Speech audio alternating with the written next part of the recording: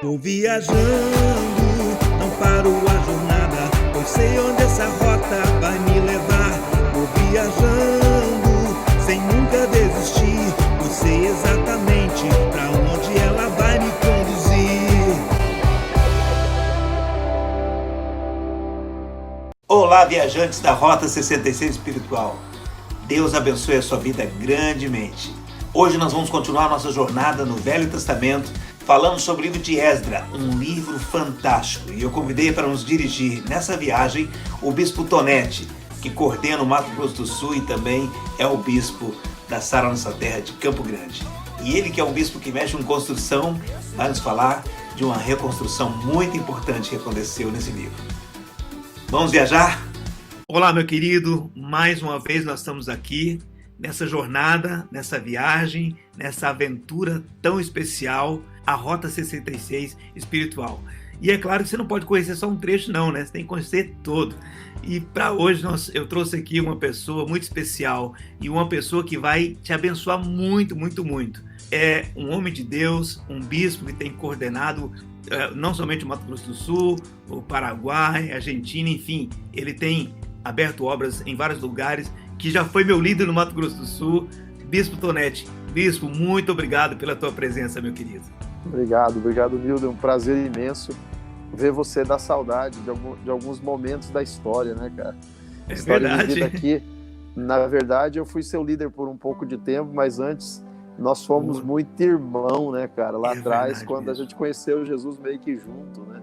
Então, assim, acho que aquele momento foi o mais marcante da nossa vida. Vivemos juntos momentos bons e vivemos juntos momentos duros, né? Momentos difíceis. Deu até testemunho, né, Bispo? Do quanto o senhor foi importante naquele momento, naquela perda tão difícil, né, do meu filho, mas que o senhor foi ali, alguém que esteve ali muito junto a gente mesmo. Exatamente.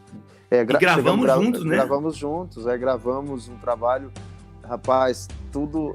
eu não sabia nem cantar de direito naquela época, cara. Ah, não, mas foi uma bênção tão grande, né, Bispo?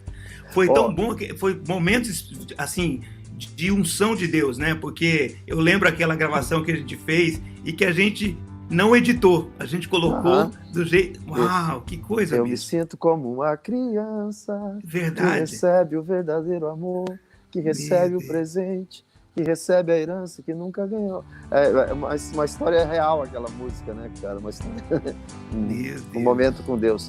E ali, então, e você não sabe de um detalhe, em Cascavel, quando eu mudei de Maracaju para Cascavel, a única coisa que eu tinha era aquele CD na bagagem, né?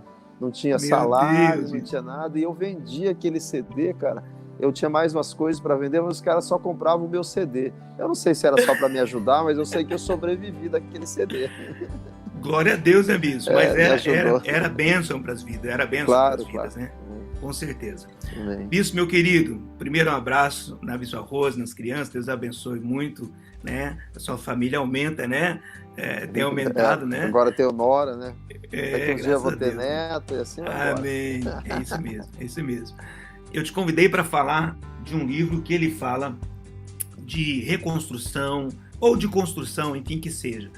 E muito interessante, porque justamente eu já vivenciei, né, na tua história, essa questão de construir, né? Eu tenho uma mentalidade assim, todo ser humano precisa de uma casa própria, comprar uma casa, nem que seja financiado. E aí sempre eu pensei, bom, se todo ser humano tem que ter uma casa própria, então a igreja tem que ter sua casa própria. E aí nós construímos Maracaju a gente converteu ali e construiu aquele primeiro prédio. Aí quando nós ganhamos Ponta Porã, que você foi pastor ali e bispo por muito tempo, Ponta Porã, o Calil doou aquele prédio. Ali eu não tive dor, não tive sofrimento, porque ele doou já aquela primeira parte, que nós chamávamos de capela, né? Depois você construiu lá atrás, mas em 98, fui para Cascavel, cheguei lá e fomos para um prédio perto da rodoviária, um prédio novinho, mas aquele prédio logo encheu e ficava assim, pagar aluguel. Aí encontramos um prédio no centro de Cascavel, mas muito velho, ele tinha sido uma máquina de arroz, de descascar arroz. Imagina, tinha rato, tinha o trem lá naquele prédio. Daí eu falei, mas nós vamos comprar isso aqui. E nós conseguimos comprar aquele prédio velho no centro, na frente da praça principal de Cascavel, por um valor que foi um milagre. E ali nós embarcamos numa construção de anos. Eu fiquei lá 9 anos, foram 9 anos construindo, ou seja, 7 anos construindo. O Arthur que terminou o prédio. Cheguei aqui, tinha aquele início tinha os terrenos, né? 6 terrenos, se eu não me engano, uma fundação já de uma obra parada há anos. Tinha acabado de chegar em Campo Grande e vim ali, e eu liguei para o Bispo Cirino e falei, olha, eu vou construir, vou retomar essa construção. Ele não acreditou muito, porque a igreja estava numa situação muito difícil, mas eu consegui um dinheiro emprestado naquele início ali, e retomei a obra, iniciei a obra. Quer dizer, reiniciei, tinha uma partezinha pouca ali. Ah, meu Deus, eu não imaginava, era 3.800 metros de construção, né? Eu tinha construído igreja de até 800 metros, 900 metros. Mas agora... Você já tinha matado o leão e o urso, né? Eu louvo a ignorância às vezes, né? Porque você não saber o que você vai encontrar pela frente te dá coragem para ir. Eu não sabia o que ia encontrar, eu não tinha construído um prédio daquele tamanho. Então ali, só que o povo veio junto, né? O povo veio junto e nós fomos construindo pouco a pouco. Hoje é um prédio lindo, né? Hoje é um prédio... Aquele teto é uma coisa de doido, viu, bicho? É muito lindo. Parabéns. Eu queria que o teto parecesse o céu, ficou quase parecido, né? E aí conseguimos, hoje está tudo bem, só que agora eu tenho o desafio, o quarto desafio, né? Aliás, o quinto já, né? Que é construir o Arena Hall, que é para 6.000 pessoas sentadas. Né? Então já é uma obra de 6.000 metros, mais ou menos, com prédio, Não iniciamos por causa da pandemia. Já era para termos iniciado, já o projeto está ali parado e tal. Eu acho maravilhoso, apesar de ser muito sofrido, né? Porque dinheiro não é uma coisa fácil, especialmente no Brasil, mas Deus tem me dado esse privilégio de fazer grandes obras, né? E é o que Esdras foi fazer, ou melhor, o que os que antecederam Esdras foram fazer em Jerusalém, reconstruir o templo. Reconstruir o templo. Né? Muito bem, vamos falar sobre isso, Bispo. Esdras, por exemplo, é um nome porque tem mais de um personagem, mas Esdras é o nome de quem? Dentro desse livro é o nome de quem? É mais ou menos aquele que ajuda, né? Aquele que vai ajudar, aquele que... Talvez há uma menção também de Deus, né? Do Deus que nos ajuda quando nós vamos enfrentar alguma coisa que é maior que nós, né? Que o que Esdras foi fazer, se bem que Esdras já foi solucionar o problema, né? Bom, mas Esdras, na verdade, então, significa ajuda, ou ajudador, ou aquele que ajuda.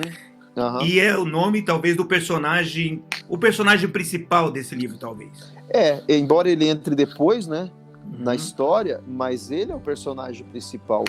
De alguma maneira, Deus valorizou tanto o trabalho dele que coloca ele como personagem principal, né? Porque ele entra... Eu ia dizer isso também, é o personagem de maior relevância, né? Dentro desse livro. E aí você me lembra que tem algo muito precioso nisso, né? O que construiu, a mão que construiu, e ela não foi um indivíduo só, né? Ele foi um conjunto de pessoas. Ele não é tão importante quanto o cara que foi cuidar da alma das pessoas, do espírito das pessoas que haviam, de certa forma, haviam se perdido, né, nesse processo todo, né? E que eu falei para você que a mensagem que eu entendo como mensagem central do texto é essa de que as pessoas desanimam muito rápido, né? Primeira coisa que então o senhor passa, Esdras significa ou aquele que ajuda, ou ajudador, ou que recebe a ajuda. O que recebe ajuda. Isso. O livro... O senhor tem uma ideia de quando foi escrito esse livro, mais ou menos, para as pessoas tentarem se localizar na história? Então, a primeira volta aquela primeira leva de pessoas que, quando no tempo de Ciro, eles são enviados de volta para Jerusalém, os que quisessem ir, foi que Ciro fez o decreto, né? E, inclusive, foram... Outra coisa impressionante, espiritual nisso aqui, é que Deus usa um rei ímpio, de certa forma, torna esse rei servo dele, né? E esse rei abençoa financeiramente, esse rei envia eles com ouro, com prata, com tudo aquilo que os reis anteriores haviam roubado de Israel, e ele devolve. Então é impressionante como isso é espiritual. Quando Deus tem uma obra na vida de alguém, ninguém consegue deter, né? Ninguém consegue segurar. E aí, isso aconteceu por volta de 538, se eu não me engano. Agora, o livro, possivelmente, foi 400 e poucos anos antes de Cristo. A história começa 530 e poucos anos antes de Cristo, mas o livro, possivelmente, 400 e poucos anos antes de Cristo. Ou seja, já não tão longe da vinda de Cristo, que é impressionante que Esdra também, de alguma forma, ele significa um tipo de Cristo, porque ele vai libertar espiritualmente o povo, né? Então é impressionante. Então, esse primeiro momento, quando o Ciro libera o povo para ali, então esse momento entre esse personagem que era, acho que o governador de Judá, foi feito governador de Judá, alguma coisa assim, que é Zorobabel, né? Zorobabel. E Zorobabel, então, mas é Zorobabel que é o construtor, pelo menos o construtor a nível natural, é isso, bispo? Isso.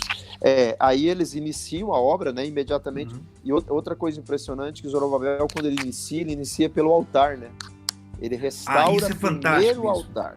Ele restaura primeiro o altar. Interessante que ele não é igual nós construímos as igrejas no Brasil, né?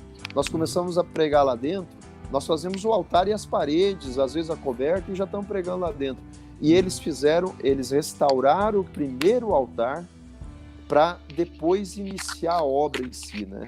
Então é impressionante esse entendimento que Zorobabel tem de restaurar o altar primeiro, né? Isso é tremendamente espiritual. Aliás, tudo aqui é espiritual, né? É uma simbologia, né? Uma alegoria sempre, né? Isso. Que a gente vai trazer, né? Bispo, eu lembrei de uma coisa, eu estava tentando aqui lembrei dessa questão.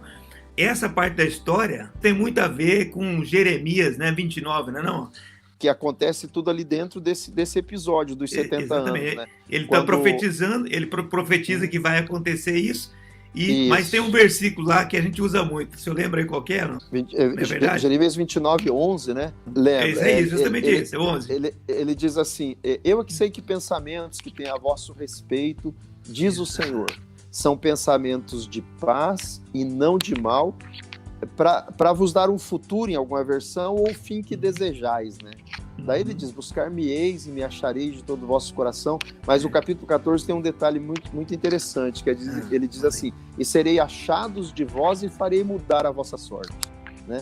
Então, Israel dentro do cativeiro tinha que continuar buscando a Deus. O cativeiro fez parte de um plano de Deus justamente para que o povo se arrependesse, né? E agora Deus dizendo para eles, buscar-me-eis e me achareis, o Jeremias, o profeta Jeremias, mas boca do Espírito Santo, né? Sim. Buscar-me-eis e me achareis quando me buscarem de todo o vosso coração. Eu amo esse texto, né? Não, esse texto é maravilhoso. Sereis achados de vós e farei mudar a vossa sorte. É exatamente isso, eu falei assim, porque é engraçado que a gente traz isso para essa história, né? Porque a gente fica lá, às vezes está pregando sobre as coisas, mas traz para essa história. Esse é o momento que eles estão, de fato, voltando para esse momento e vivendo, construindo, né? Construindo o ambiente, inclusive, para essa busca desse Deus, não é isso? E um detalhe importante aqui é que quando eles começam a construir o altar ali, inimigos já se levantam, sabe? Tudo que você vai fazer para Deus, o cara fala assim, mas se é de Deus, por que tá difícil? O cara inicia uma empresa, um negócio, né? Eu sou um empreendedor, eu amo empreendedorismo, e o cara fala assim, mas tá muito difícil. Se é de Deus, por que tá difícil? Tudo que você vai fazer com base na fé, você vai encontrar adversários. Tipo, não tem um tempo de sossego, né? Não tem paz, não. Se levantou para fazer aquilo que é para Deus... o shalom, ele é só no mundo espiritual, porque no mundo natural não tem shalom, não. E só dentro, porque fora... Exatamente. Então os inimigos já levantam, ameaçam, zombam, riem deles, e o povo começa a desanimar, né? Impressionante como vem com a palavra de Deus, inicia restaurando o altar, faz um big do movimento, mas logo vem o desânimo, né? É luta o tempo todo, né? Quando os edificadores lançaram os alicerces do templo do Senhor, apresentaram-se os sacerdotes, do templo, tal e tal, e daí eles cantavam alternadamente, louvando, rendendo graças ao Senhor, com suas palavras. Ele é bom, e, enfim, eles vão louvando a Deus, eles vão louvando. Só que o versículo 2 diz assim: porém, muitos dos sacerdotes e levitas e cabeças das famílias já idosos, isso aqui é tremendo, que viram a primeira casa, o primeiro templo, né, choraram em alta voz, quando à sua vista foram lançados todos os alicerces da casa. Muitos, no entanto, levantaram as vozes com gritos de alegria. Ou seja, não dava para entender se era choro de tristeza, se era choro de alegria. Não era de tristeza, evidentemente, mas eu acho que tinha essa mistura mesmo, né? Eu acho que alguns celebravam mesmo aquele momento que era tão precioso, que é a restauração, e outros ficavam na ideia ainda do passado, né? Do tipo passado. assim, não, mas o outro era melhor, né? Eu não tinha pensado assim, por esse... Porque essa história, tipo assim, tem uns que ficam, ao invés de olhar, celebrar aquilo que Deus está dando agora, fica pensando no que Deus tinha dado lá no passado, né? Eu vivi muito isso aqui, mas o tempo do fulano era melhor. Não, é porque justamente Ageu, ele vem... Não, bispo, porque Ageu fala justamente disso, né? Que a glória da segunda casa... Da casa será maior que a da primeira, né? Por causa disso, porque o povo... Parece que o templo ele era mais simples agora do que quando era mais Salomão simples, construiu. Exatamente. Então sim. As pessoas esperam. Até aqui no versículo 13 diz assim: de maneira que não se podia discernir vozes de alegria das vozes de choro do povo, pois o povo jubilava com tantos gritos, né, grandes gritos, que as vozes ouviam-se muito longe. Mas não dava para discernir. Exatamente, porque havia um misto, né? Muitas vezes a gente está de fato num lugar e tem esse negócio de comparação. E a pior coisa do mundo são as comparações, porque a pessoa não trabalha para o presente, né? E é o presente que importa, que está construindo o futuro, né? Agora, se ficar comparando com o passado, não chega a ponto, né? O passado, eu penso assim, né, Nildo? O passado bom ou ruim, ele já passou. Ele é professor. Ruim, eu sempre uso isso. O passado é professor, mas não pode ser opressor. Exato. Não pode prender a gente. Ele serve de experiência, de Exatamente. escola. O bom serve para uma boa memória, né? Para você puxar por uma boa memória, né? Porque as boas memórias às vezes são esquecidas mais rápidas, né? Mas não para comparar, porque comparar não existe mais esse tempo, né? Não existe mais a era do outro que estava aí no seu lugar. Não existe mais a era dos outros que estiveram no meu lugar. Agora é a era nossa, do tempo que nós estamos. Mas é impressionante que... E eu lendo isso aqui várias vezes, eu nunca tinha entendido... Você me ensinou algo aqui. Eu nunca tinha pensado por esses termos. Se eu fosse pregar sobre isso, eu só pregava pelo lado... Não, eles choraram de alegria, porque a gente chora de alegria, né? Então, eu nunca tinha pensado que esse choro era de saudade. Esse choro era dizendo assim... Tinha quem chorava de alegria, como tem até hoje, né? Tem gente que até hoje, se você fala, como é que é a igreja? Nossa, a igreja está maravilhosa. E tem gente que fala, não sei o quê. Por quê? Porque tem esse público, né? E aí, eles foram construindo o altar. Teve luta, que é a luta que a gente enfrenta nas situações. Eles desanimaram um pouquinho, mas aí entra Ageu, Zacarias, motiva, ora, né? Leva o povo para essa ideia de enfrentar. E eles reanimam e retomam. E no final, eles reconstroem o templo. Qual é o resultado disso, do templo ali? Quando reconstrói, como é que funciona a partir daí? Foi ao contrário do que Deus esperaria, né? Porque eles foram descuidados depois do templo pronto. Ou seja, quando já não tinha mais desafio, quando já não tinha mais inimigos ameaçando, quando tudo estava bem, eles relaxaram com relação à busca de Deus. Essa é a consequência negativa. Por exemplo, vamos pegar a questão de próprio Davi, quando o Davi estava na guerra, na luta, santidade, tranquilo com Deus, mas quando ele passou a descansar um pouco mais, ele relaxou dessa busca. A impressão que eu tenho é que isso acontece com todos nós, né?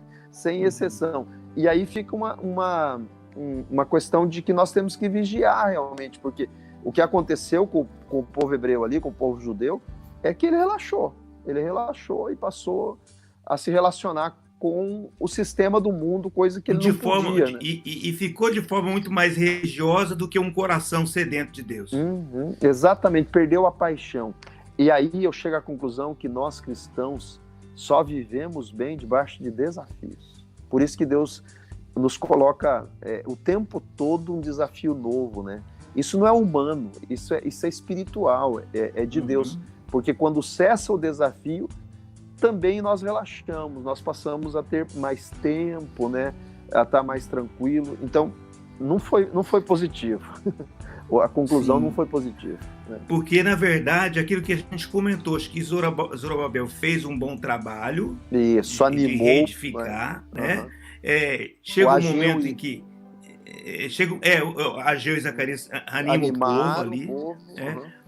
Mas o povo, acho que eles estavam tão acostumados com toda a situação ali, e também tinha um misto, né? Pessoas que estavam ali já tinham se misturado um pouco, já tinham perdido um pouco daquela essência, né? E eu acho que isso, de fato, roubou a força deles, do coração deles, né? Zorobabel não tratou com a questão espiritual, aparentemente, né? E nem Zacarias e nem os dois profetas ali trataram com a questão. Isso é entendimento meu, né? Concepção minha. Eles não trataram muito, eles trataram com adoração, eles tiveram os momentos de grande regozijo, mas eles não trataram com o pecado do povo, né?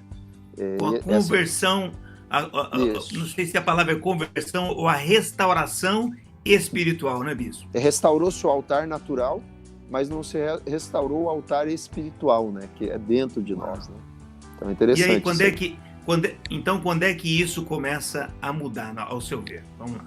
Quando Esdras chega, e Esdras, naquele tempo, não tinha informações, né? Não tinha meios de informações. Esdras é enviado e ele vai. Esdras é um sacerdote, né? Esdras não é um profeta, ele é um sacerdote. E quando ele chega, ele tem um choque violento. Tanto que a Bíblia diz que ele para e fica olhando para aquilo. Ele imaginava que ele ia encontrar um Israel apaixonado, um povo hebreu, um povo judeu apaixonado, adorando no templo.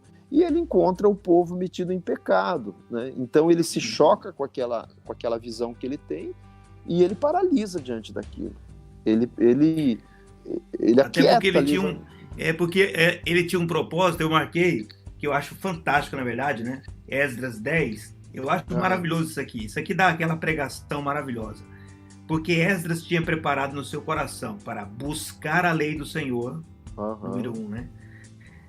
Para cumpri-la e para ensiná-la em Israel, os seus estatutos, os seus juízos. Então, olha o que ele tinha no coração dele. Ele queria buscar a Deus, até porque é o chamado que Jeremias fala, né? Buscar-me-eis e me achareis, não é isso? Então, primeiro ele queria buscar a Deus. Segundo, ele queria colocar em prática tudo que ele encontrasse de Deus. E terceiro, ele queria ensinar. Aí ele chega lá e encontra um povo que não está nem aí para patota, aí fica difícil mesmo, né, bispo? Ele imagina que ele vai encontrar uma igreja viva, né? Avivada, e ele encontra um povo morno. E aí vem o choque dele, né? Porque a missão dele era justamente isso, era trabalhar com a área espiritual do povo. É impressionante que mesmo ele não tendo o aviso, a informação de que ele ia para gerar um avivamento, né? Porque foi o que aconteceu, o Esdras foi autor de um avivamento. Deus sabia que ele precisava levar esse avivamento, né? Então, a firmeza e ao mesmo tempo a graça com que ele se moveu, né? Que o povo escutou, ele advertiu o povo, ele chamou os homens de Jerusalém para a responsabilidade, e a Bíblia diz que a maioria, claro que teve ali um grupo que não aceitou, não concordou com o que ele disse, né? Mas a maioria aceitou de pronto a orientação de Esdras e obedeceu a direção de Deus, né? Ele vem e cumpre com muita graça. Claro, eu fico pensando, né? Bastante pesada a missão dele, né? Embora ele seja um sacerdote, ele cumpriu ali o papel de um profeta, porque o profeta é que é mais radical. Enfático, né? Enfático. Exato. Então ele cumpriu o papel de um profeta ali, que é muito dolorido também, né? Famílias se separaram, porque as mulheres não eram de outro judios, povo. de outro E não era povo. só questão nem da cultural em si, mas era espiritual, né, Bispo? Porque tinha Espiritual, muito mais, né, com o fator espiritual, né? Isso tudo estava barrando o mover de Deus, né? O povo sabe que está errado, vai amortecendo, vai perdendo a visão do porquê existe, né? Por que eu estou aqui? Por que eles voltaram para Jerusalém? Identidade, né? Exatamente. Eles perderam essa identidade. Eles tinham perdido a visão do propósito de Deus. É impressionante. Bispo, vamos tentar então fechar esse entendimento sobre esse livro tão poderoso, tão maravilhoso, né? Porque traz tanta coisa pra gente. Bom, primeiro, qual a mensagem central do livro de Esdras para a nossa vida pessoal? Qual que é a mensagem central? Eu acho que tem duas mensagens, mas eu quero dar ênfase em uma. Uma das mensagens que eu creio que é muito importante é que quando Deus te envia, ou quando Deus te manda, ele vai usar quem ele quiser. Porque ele usou Ciro, que não era um rei judeu. Ele usou vários reis ali, Artaxerxes, ele usou Dário, Artaxerxes foi o último, né? Ele usou esses reis que não tinham temor de Deus, com entendimento que parecia que eles conheciam o Deus de Israel. Como que esses homens conheciam? De alguma maneira, possivelmente, eles já haviam ouvido falar de Deus.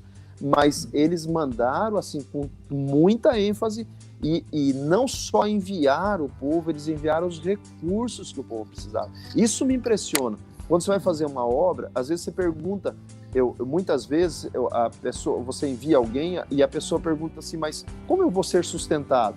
Né? Aí entra o que Jesus falou para os 70, né? Não leve nada. O trabalhador é digno do seu salário, né? Então, assim, impressionante que Deus envia, porque é Deus que envia através do rei, com tudo o que eles necessitavam.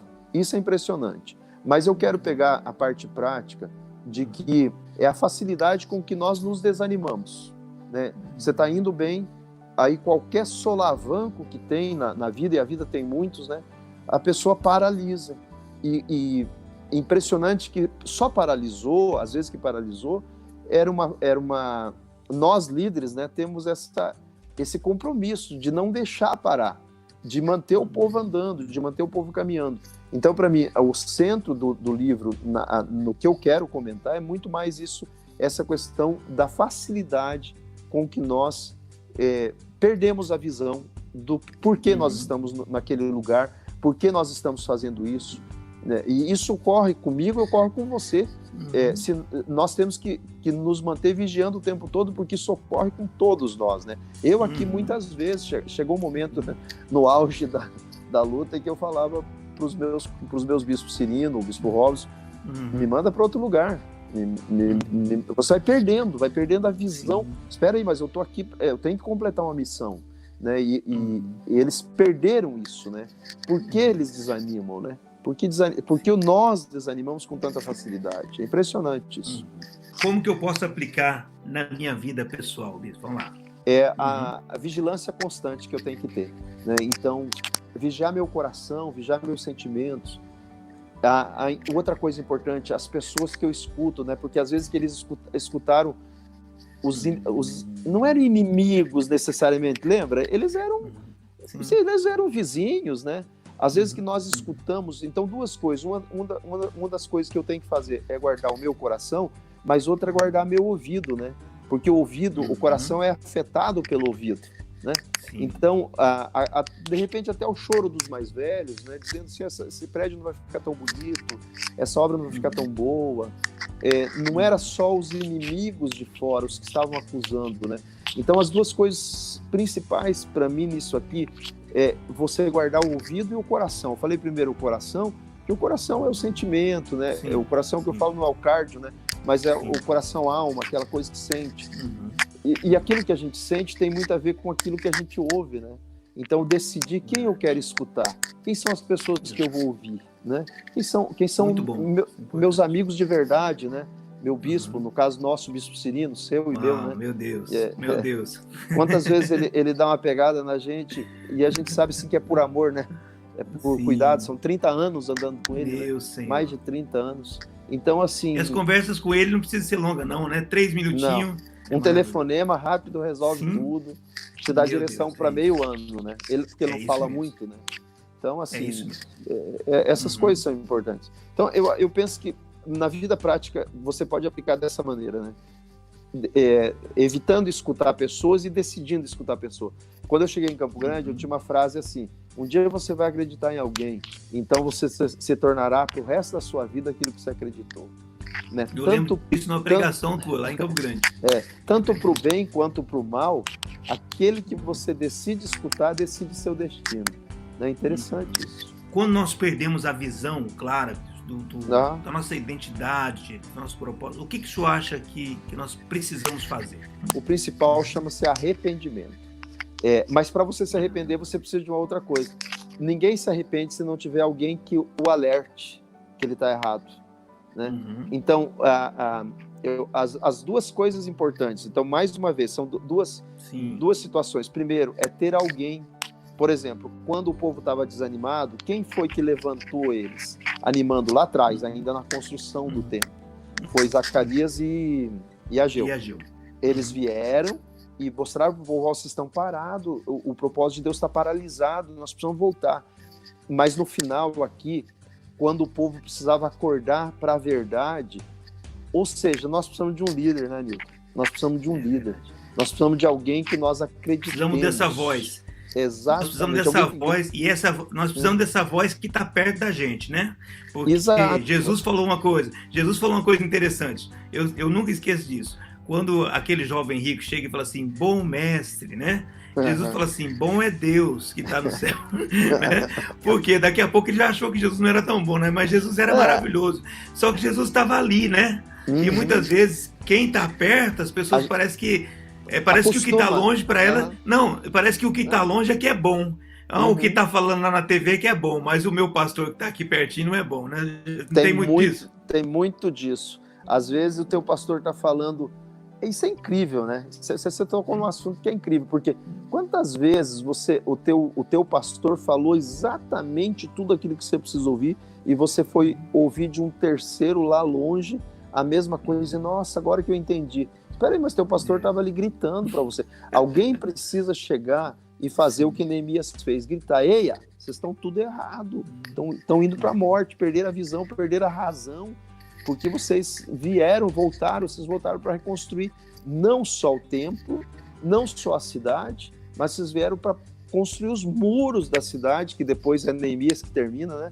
Neemias que vem e faz essa parte, já é outra história, mas, aliás, é outra, mas segundo... Sim, dentro desse contexto. Está dentro do mesmo contexto, porque na Bíblia judaica, no caso, é o mesmo livro, é um livro só. Né? Então, você precisa de alguém que grite no seu ouvido, e grite literalmente, né? Mas que ao passar pelo teu ouvido entre no coração, né? Não tem como você sobreviver sem essa figura, sem o pastor. Mas daí depois tem que haver o arrependimento, né? Que é a mudança. O arrependimento é a mudança radical. Você está indo para uma direção e você descobriu que está errado, não descobre sozinho, esquece. Ninguém descobre sozinho. Alguém tem que gritar no seu ouvido. E quando alguém grita e você cai em si, você tem que cair de joelhos, né? Tradução real da palavra ajoelhado é alguém... A palavra abençoado, aliás, é alguém ajoelhado, né? Barak, né? É alguém ajoelhado. Então, você só é abençoado depois que você se ajoelha. Que coisa impressionante, né? Esse povo se rende, esse povo se dobra diante de Deus, e aí então vem a conclusão da obra, logo em seguida com Neemias, né? Bispo, quanta riqueza, quanta coisa maravilhosa, né? Eu só estava faltando eu ter pego um violão para a gente tocar no final, mas quem sabe a gente vai marcar um vídeo só para isso mesmo, né? Vamos fazer Bispo, uma hora dessa, uma live de adoração. De música, de adoração. Tenho falado gravado com vários bispos e como tem sido gostoso essa troca, porque é muito bom essa troca, né? E eu estou só recebendo, né? Porque a gente está aqui de longe, a gente fica... Aí é o momento que a gente recebe muito, né? Esse bate-papo, essa conversa, aprende os dois lados, não existe esse lance. Então, amém.